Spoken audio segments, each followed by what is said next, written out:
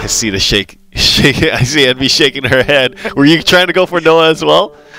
I think Underwear is a great player, but Noah put up ridiculous results before, so I would want him to pick Noah also, but I'll go with Underwear, yeah. Alright, let's see if Underwear can perform here. Managers Noah, and it looks like the first matchup is going to be exactly that mid-shadow list, Skeletons and Carrots versus Seraph Haven. Talk to me about the Mulligan Ad Senpai. How is this game kicking off for the two players? Well, Noah has him getting the Holodogma was actually really good for his draw, because otherwise that would be a terrible draw when you're on the draw, like, because he's going second. So he'll be able to play the Beast Call Aria on 2 and then play Holodogma on 3, pop in the Beast Call Aria. And he drew Sacred Plea, so he'll be able to play both the Holodogma and Sacred Plea on turn 3 while having a 4-4 and a 2-1 Storm. Right. There's actually, if you're on the play, Beast Call into Holodogma on 3 is unanswerable in the game. You can't do it. So it's still strong going second, but it's much weaker. Since the Tiger is slightly answerable by a few factions, but it looks like Underwear is not going to have a way of doing that. No, it looks like this Tiger is going to be around for a little while. It's going to get that guaranteed damage. He draws 2 cards off Demonator. Doesn't really find anything, though. That's, uh-oh. Yeah. I mean, he does have Serve and Thane, so will be a little set up, but the pressure, he's going to have to start applying some, pressure pretty soon here, because we know that Noah here has the Seraph in hand, and, once that comes down, the clock is ticking. Exactly. See a Dog Evolve, and then Tiger also attacking a 1-2.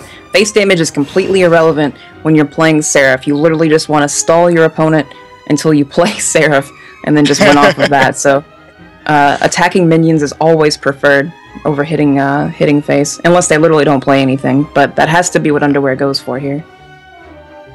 Well, Underwear right now is still not looking pretty good. He's got Serb for 5, and he can say he can play Kaiser, Evo, and then Dark Conjurer. But again, he can't really deal with his board at all. He has no answers. We're actually already seeing the effects of that Beast Call Aria being sped up. It was able to answer on most of Underwear's board, and is stalling him significantly, which is the opposite of what Underwear needs right now.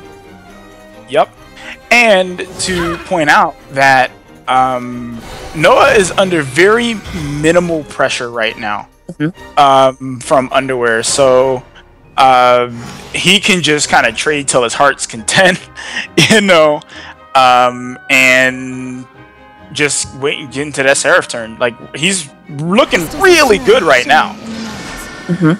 He can evolve Snow White, go for some value here, and keep his Tiger alive probably, which is what he's going to do, and that's pretty good because the Tiger, forces even more evolves, forces even more trades out of Underwear, and Underwear needs to be hitting face. He needs to be going upstairs with those hits instead of being down here on the ground. Well, he's looking pretty buried right now. Yeah.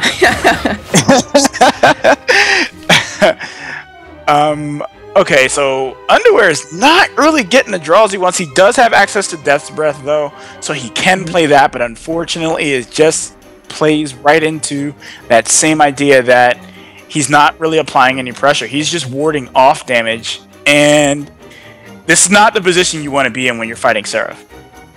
Exactly, right. Death's Breath would also walk. It's probably the more aggressive play since it puts the most bodies on board. Wow, he actually exiled his own Coco there. But Death's Breath would have walked right into Themis, which is something I don't think Underwear wanted to risk happening to him. I think that's fair, but I think at this point, if you're Shadow and you know that your opponent's playing Seraph because it's open deck list, you kind of just have to take those kinds of risks. Yeah, for sure. I think so. I think we have perfect information, so we know that Noah couldn't have answered it that way. But I think it was still best. Well, he ended up getting rid of a card that would have allowed him to do additional damage. So, if he were to actually get any damage, it's not a good position right now. I'm strong because I'm good. He's actually even gonna evolve this just to kill Cerberus, and that's the respect for board right there. He knows his strategy is just, he doesn't care about his evolves or his minions. Just get to 8, win on 9. Well, I mean, do you really have to care? Yeah, for sure. No, when Seraph is your win con, you don't have to care at all, for sure. Right. Not only that, but the Evo there does make a lot of sense. Again, we know he doesn't have Themistocry. And, well, of course, he knows it too. He's looking at his own hand. But, yeah. So, since he didn't have the Themistocry, it just kind of made sense to go ahead, Evo. There, take that out. I do like the Catacomb play over Thane here. He's playing around Themis, trying to get something to stick onto the board. And there it is, the Themis top deck. Yeah. Of course he had it. It was for a healing prayer instead. Double Black Inscripture. Wow! Oh my god. Not only did Noah top deck Themis in case that was good, but he also top decked 2 Black Inscriptures because that was better. Oh my gosh. That's the only word I can use to describe that. Wow. Literally, wow. Underwear is in a really bad spot, man. Like, it is. If you Death Breath into Skull Beast, if you fill the board completely, you can't Eekter, because your opponent's not going to kill anything next turn. They're going to jam Seraph, you know that. If you extend into Themis, find out that he finally has Themis, or he's had it the whole time, according to Underwear, right? Underwear doesn't have perfect information like we do. But right. Well, he is kind of poised to... Now, okay. Let's say you're Noah. If you're Noah, would you risk playing Seraph here? Because... No. Never. Yeah. I've played enough Seraph to know that you cannot Seraph this board. Like, you definitely cannot. Because the bird has to go into a Spartoy. Definitely. White. Right, they're whites. They are whites, you're right. Themis has to come down this turn. Although Noah he's heavily considering this play. I do think that if he doesn't Themis the board, though, he'll get turned around and wiped. Actually, would that just be lethal? If he kills... Skull Beast would attack the tiger, or the bird, doesn't really matter if the bird goes face. And he plays Seraph.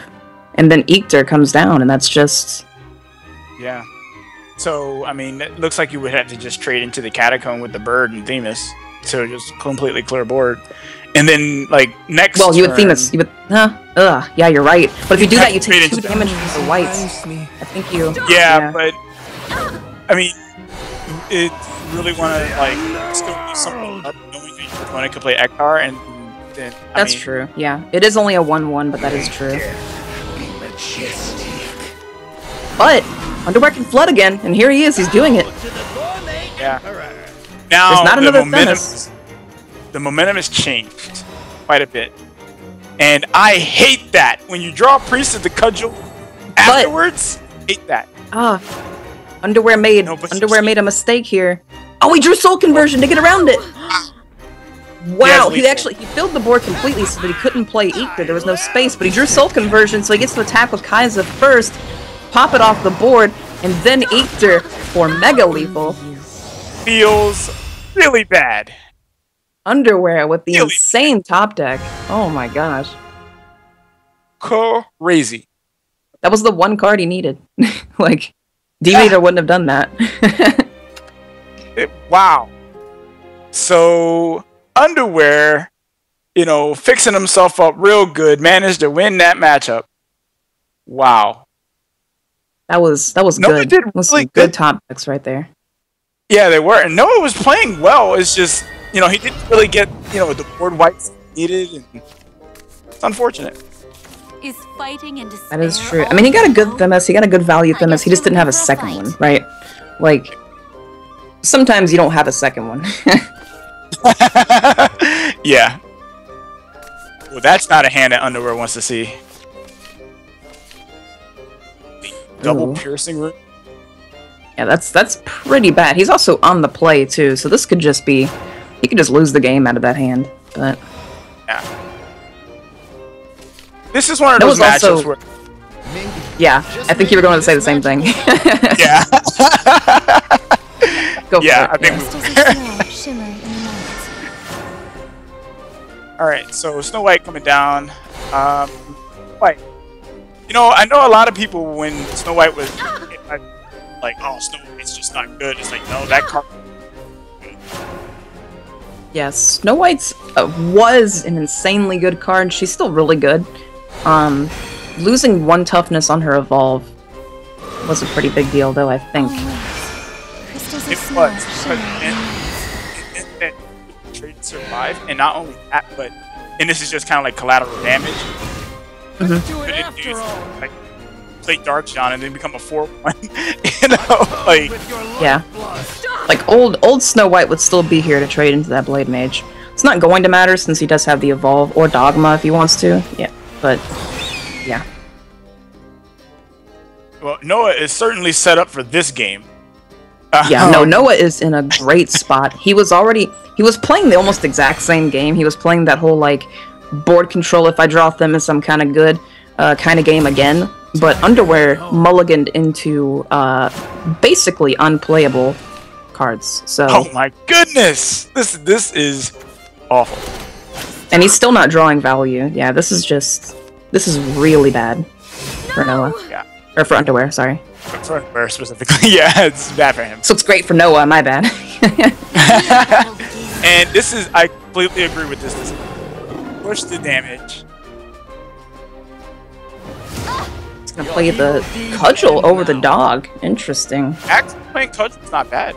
Like, just puts more stats on board. It is just stats. Oz here gonna make Mutagenic Bolt cost 1. And he's still not getting it. So. The Spectator bugged and he has -5 mana available.